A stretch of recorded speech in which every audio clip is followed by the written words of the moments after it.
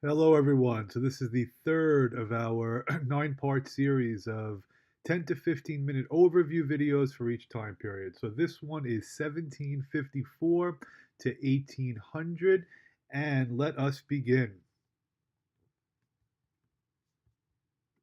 Sorry about that delay. The big picture of the time period. We start with the French and Indian War, 1754 to 1763. We then go into the era of the causes of the American Revolution, all of the different events that led to the colonists declaring independence.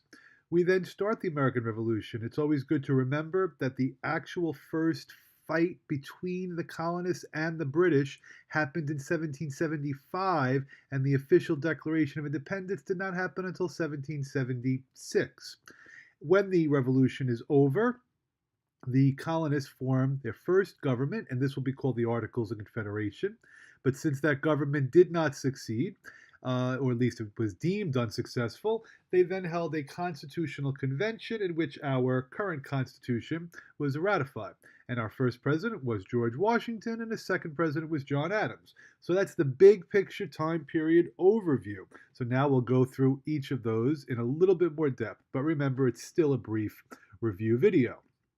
So let's start with the French and Indian War, which was also referred to as the 7 Years' War. This is a conflict between the French and the Native Americans versus the British, the colonists, and the one Native American tribe that did side with the British, and that would be New York's very own Iroquois tribe. And at the early stages of this French and Indian War, the colonists met at what was called the Albany Plan of Union, organized by Ben Franklin, who took some time off from gallivanting with the ladies. And if you can, as you can see in this famous cartoon here, with the picture of the snake cut up, each piece to represent a different one of the 13 colonies. The join or die theme was that the colonies really needed to unite if they were going to become a successful entity. And even though the Albany Plan of Union did not succeed, the colonists would not agree to coming together, it set the precedent that for later on this issue could take place. So now the French Indian War will be over in 1763. It will be the Treaty of Paris that ends it. And in that same year, Native Americans in the Northwestern Territory, led by Chief Pontiac, stage a rebellion. And this is called Pontiac's War. They're trying to prevent the white settlers from encroaching onto their land. So, because of this conflict, remember this is still British territory, the British decide that they're going to prevent the colonists from moving west just to avoid conflict with these Native Americans. And this will be called the Proclamation of 1763. But the Proclamation of 1763, which told the colonists they were not allowed to go west of the Appalachian Mountains, was really deemed to be the first step of the British imposing their will on the colonists. So this is when the tensions really start to materialize. And it would be great if you could remember the concept of salutary neglect. This is the fact that there were already laws regulating the colonies, but they just weren't well enforced. The best example I can give you is if you're not supposed to have a cell phone in class, but teachers overlook that. So now, as the French and Indian War is over, the British start to impose, or they start to enforce rather, these laws. For example, one of them being a series of navigation acts which regulated colonial trade. So that's why people refer to the French and Indian War as a turning point in the British colonial relations. And now, our next slide will simply be a list of the causes of the American Revolution. I did not go too crazy, but why don't we just go through a couple of them? The Sugar Act was simply a tax on sugar. And the Stamp Act was a tax that required the colonists to buy a stamp on certain legal documents, playing cards, marriage certificates, wills, newspapers, all sorts of legal documents that were made in the colonies. And that's one of the reasons why the colonists were so upset, is because they felt that this was the first internal tax. And the money was going to go to help pay for the cost of the British officials who were regulating the colonies. Then you have the Quartering Act, which required the colonists to provide housing or lodging for the British soldiers. Didn't necessarily have to be in their own house, God forbid, that would be awful, but they did have to provide some sort of housing for them. And then we have something called the Declaratory Act, and this is one that followed the repeal of the Stamp Act. Colonists, thinking that they were successful, didn't realize that the Declaratory Act gave very broad ranging powers to Parliament to basically do whatever it wanted. Then you'll have a series of taxes called the Townshend Acts, which would be a tax on lead, paper, paint, glass, and tea being the one that's going to be the most critical during this time period. In 1770, you have the Boston Massacre. This is when, I believe, five colonists were killed protesting outside of a customs house, which was collecting the taxes in Boston. Crispus Attucks being the most famous person killed in this massacre. Remember, John Adams actually was the lawyer defending the British soldiers at the time. The Tea Act will be the tax that will be specifically on tea after the other taxes in the Townshend Act were repealed, and this will lead to the Boston Tea Party. I think a good point to know, I could see this on like a short answer question, is that the actual cost of tea was more expensive if the colonists smuggled it in. So for many of the colonists at the time, it really wasn't the tax, it was the principle. The concept of no taxation without representation rang throughout the colonies, and they just were not happy that this condition took place. And after the Boston Tea Party, though, they dumped 342 chests of tea into Boston Harbor. Because of the tax, they dressed up as Native Americans, and the British responded with the Intolerable Acts, which basically said that the British will not open up Boston Harbor until all the tea is paid for, and it limited the meetings that the Boston colonists were allowed to have, and it made the Quartering Act a lot stricter. It's the best I can do in abbreviated time. So there you go for your causes of the American Revolution. Now we have the actual American Revolution, and I did say this earlier. Lexington and Concord is where the first battle, sometimes referred to as the shot heard around the world, took place in Massachusetts. But that was before the Declaration was adopted, and the key document that impacted the decision to declare independence would be Thomas Paine's publication of Common Sense, a pamphlet that he believed laid out the reasons why the colonists should revolt against a country that was an ocean away ruling them. 1776 is the Declaration of Independence. Battle of Saratoga is often seen as a key turning point as well. When the colonists won that battle, it gave the French a little bit more motivation to join forces. And the final battle is the Battle of Yorktown, and then you'll see the Treaty of Paris ratified. So now the first form of government is the Articles of Confederation. Now this was actually adopted before the fighting was over, and it really limited the power of the federal government. So they had just finished fighting because of the concept that a central authority, whether it was the king or whether it was Parliament, had enormous power over them. The colonists, which are now Americans, do not want to continue to give this type of power to a central authority. So the Articles of Confederation, a lot of times people call it like a league of friendship, and historians refer to this time period as the critical period because we weren't sure if we were going to make it. So what does this not allow the government to do? Federal government cannot tax the states, can only give a request for money. There technically was no chief executive, no president was set up. There was also no Supreme Court, and there was no uniform currency. Now, those of you that are wondering who this guy is, this is my little trick question I enjoy. Who was the first president of the United States? He was the head of the Congress. They did have a one-house Congress, and he was the head of it at the time that the Articles were in place. So sometimes people call him the first president. All right, but that's the stuff I need to move away from. So what shows you how weak the Articles of Confederation was? It would be Shays' Rebellion. And that was when a farmer in Massachusetts, Daniel Shays, shut down a tax collecting office in, I believe it was Springfield, and started this rebellion because he was upset with the local taxes and the fact that they were all foreclosing on their land.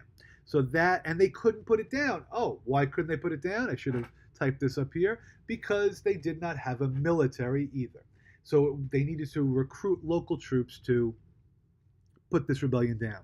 And that is the big weakness. Now, there were strengths of the Articles of Confederation. That would be the process for admitting new states into the country. So, first, they created the Land Ordinance of 1785. This set the ground rules for how you could go about applying for statehood. Oh, rather, I'm sorry, that's the Northwest Ordinance. The Land Ordinance is the one that said if we divide it up into 6 by 6 square mile townships, and we're going to divide up into 36 little boxes, and then we're going to sell the land for $1 an acre. That's the process to continue to convince Americans to move out west. And one of the boxes was the 16th one, was reserved for education. That money would go for education, and no slavery was allowed in the Northwest area.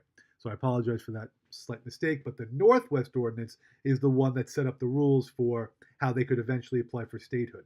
When 5,000 adult men lived in the area, that's when they could elect a legislature, and when 60,000 lived there, they could apply to become a state. This will be, I should have put a map up, Indiana, Illinois, Michigan, Wisconsin, and Ohio. So the Articles is deemed a failure. They have a decision to make at the Annapolis Convention.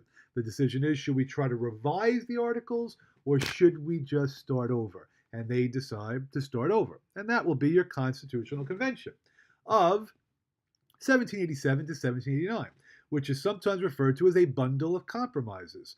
And two of those very important compromises are the Great Compromise and the Three-Fifths Compromise. You probably remember the Three-Fifths Compromise. That was how they were going to decide to count African Americans in the population. The South, having more African Americans due to slavery, wanted them to all count. But the northern states said that wouldn't be fair. You're not treating them as citizens. They decided on 3 out of 5 would count. The Great Compromise has to do with how are we going to represent our government on the state level, from the states on the federal level.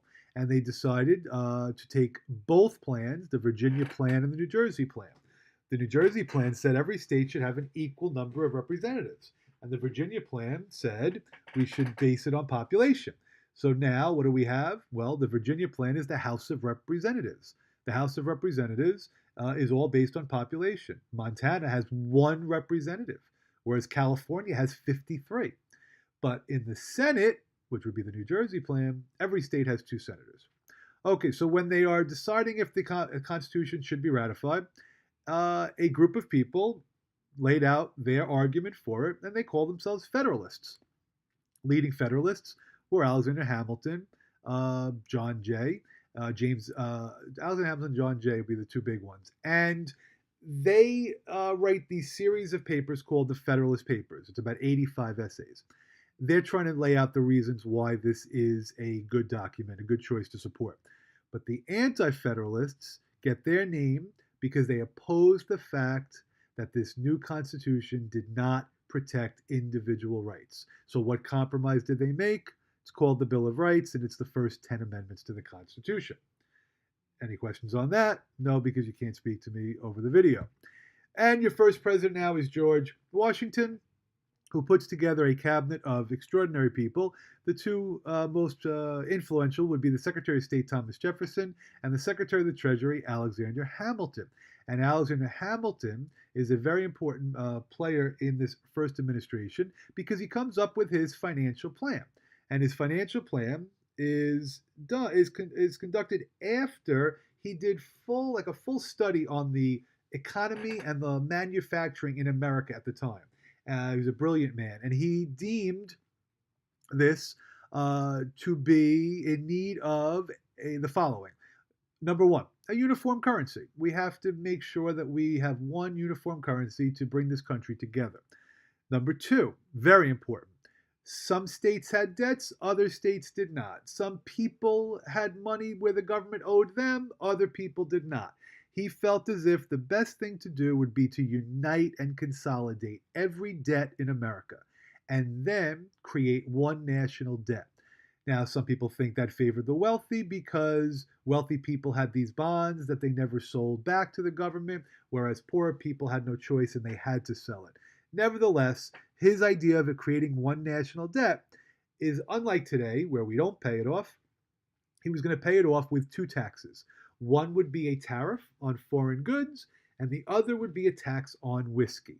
And then the culminating part of his plan was to create a national bank.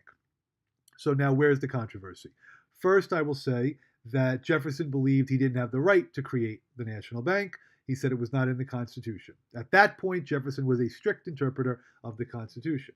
Hamilton, on the other hand, was a loose interpreter of the Constitution. And this will lead to your first two political parties. The other issue is farmers in Pennsylvania are not happy with the whiskey tax. And the reason why is because they were distilling their excess grain into alcohol to be able to sell it and transport it more easily. And this led to them rebelling. But unlike under the Articles of Confederation, we now have a military, and the United States crushed this rebellion, showing the strength of the new Constitution. Jay's Treaty was an attempt to get the British to stop impressing us, taking our sailors, kidnapping them, and taking them off our ships. It did not say anything about impressment, but it did, supposedly, the British were going to agree to leave the Northwest Territory, but they didn't really do that, which is why we have the War of 1812. And remember, people were so alarmed that we were signing a treaty with Britain that some people called for Washington's impeachment.